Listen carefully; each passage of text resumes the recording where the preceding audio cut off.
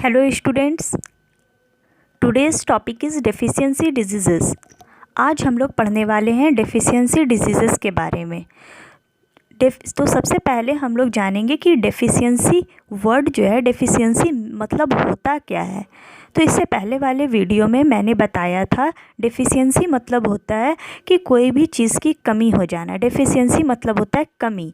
तो यहाँ पे हम लोग जो पढ़ने वाले हैं वो है न्यूट्रिएंट्स की कमी हो जाने से बॉडी में क्या प्रॉब्लम कॉज होता है, क्या क्या बॉडी में चेंजेस डेवलप होते हैं। तो वैसा यहाँ पे डेफिशिएंसी डिजीज़ हम लोग किसे कहेंगे। तो डेफिशिएंसी डिजीज़ का डेफिनेशन देखिए कि क्या होगा। Diseases which occurs due to the deficiency of one or more essential nutrients in the diet are called deficiency diseases.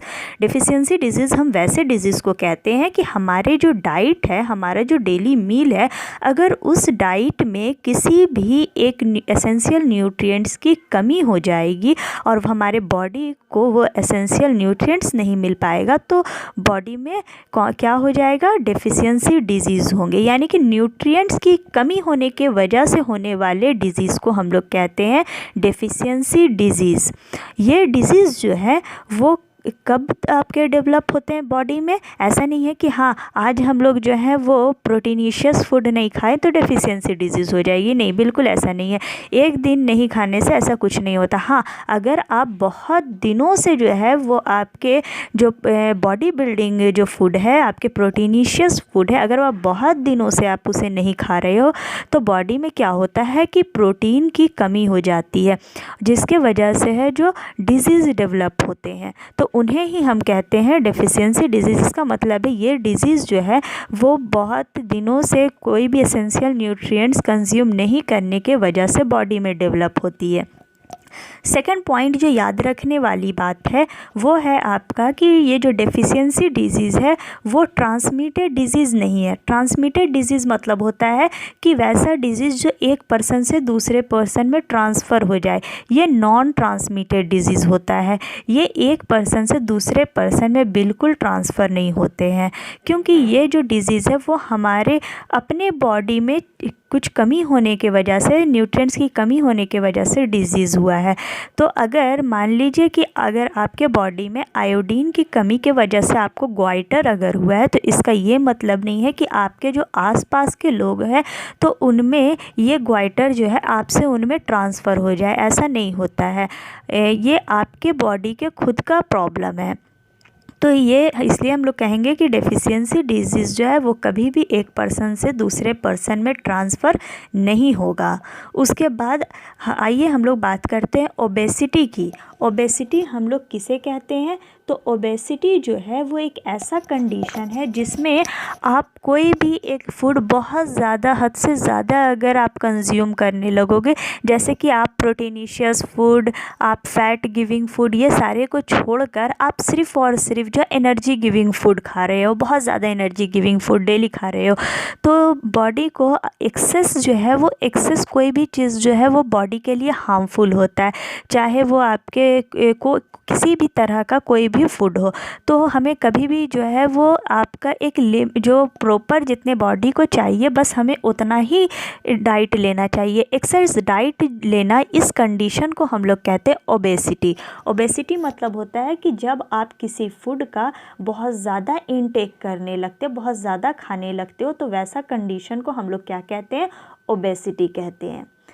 तो ओबेसिटी आपका ओवर ईटिंग कंडीशन कहलाता है। अब है कि ओबेसिटी अगर आप कोई भी पर्सन अगर बहुत ज़्यादा ओवर ईटिंग कर रहा है, बहुत ज़्यादा खा रहा है कोई भी फूड को, तो क्या होगा कि वो अपने बॉडी में जो है वो वेट गेन करना स्टार्ट कर देंगे, उनका जो वज़न है वो बढ़ने लगेगा और फैट जो है वो बॉडी में एक्यूमुलेट होते जाएंगे, फैट जमा होते जाएगा, जिसके वजह से क्या होता है कि जो आपका एब्डोमेन पार्ट होता है, जो नीचे वाला आपका नाभि के नीचे वाला जो पोर्शन होता है, बेली फैट जो है वो आपके प्रोट्रूड कर जाते हैं, बाहर निकले हुए दिखने लगते हैं। तो ये इस तरह का। और बॉडी में अगर वेट गेन करने लगोगे तो आप थोड़ा सा भी चलोगे तो बहुत ज़्यादा जो है वो हम थके हुए महसूस करने लगेंगे, बहुत ज़्यादा टायर्ड फील होगा और बहुत ज़्यादा हफने लगेंगे। आप थोड़ा सा भी अगर 4-5 बार भी आप सीढ़ी जो है वो अप एंड डाउन कर लोगे या कुछ ज़्यादा काम ऊपर नीचे वाला कर लोगे तो वैसे फ़ैट जो आदमी होते हैं, जो मोटे आदमी होते हैं, वो बहुत जल्दी थक जाते हैं। तो ऐसे पर्सन जो है उनमें हार्ट डिजीज़ होने का, हार्ट से रिलेटेड प्रॉब्लम होने का बहुत ज़्यादा चांसेस बढ़ जाता है। तो इसलिए जो है हमें ओबेसिटी जो है वो अवॉइड करना चाहिए। हमें ओवर ईटिंग, कोई भी फूड का ओवर ईटिंग कभी भी नहीं करना चाहिए। अब नेक्स्ट आते हैं हम लोग डेफिशिएंसी ऑफ कार्बोहाइड्रेट्स। हमने जो एसेंशियल न्यूट्रिएंट्स के बारे में पढ़ा था वो कौन कौन से एसेंशियल न्यूट्रिएंट्स थे?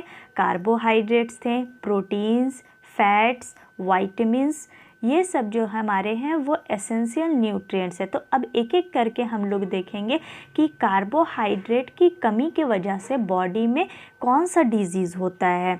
तो बॉडी में जो डिजीज़ होते हैं कार्बोहाइड्रेट्स के वजह से, उनमें से आपका कौन सा आपका यहाँ पे है, देखिए कि अगर मान लीजिए फर्स्ट है आपका जैसे कार्बोहाइड्रेट्स की कमी की वजह से, तो कार्बोहाइड्रेट्स हमारे बॉडी को क्या प्रोवाइड करता है? एनर्जी प्रोवाइड करता है। कार्बोहाइड्रेट्स को हम लोग एनर्जी गिविंग फूड कहते हैं। तो कार्बोहाइड्रेट्स की अगर कमी हो जाती, इसका मतलब है कि आपके बॉडी को सही से एनर्जी नहीं मिल पा रहा है। जब एनर्जी नहीं मिलेगा तो बॉडी जो है वो वीक महसूस करेंगे, बॉडी कमज़ोर हो जाएगा, आपका लॉस ऑफ स्टैमिना, एनर्जी आपके जो है वो लॉस हो जाएंगे और आप बॉडी जो है वो बहुत ज़्यादा टायर्ड महसूस करेगा, बहुत ज़्यादा थका हुआ महसूस करेगा। आप अगर थोड़ा सा चल लोगे तो लगेगा कि हम कितना ज़्यादा काम कर लिए हैं।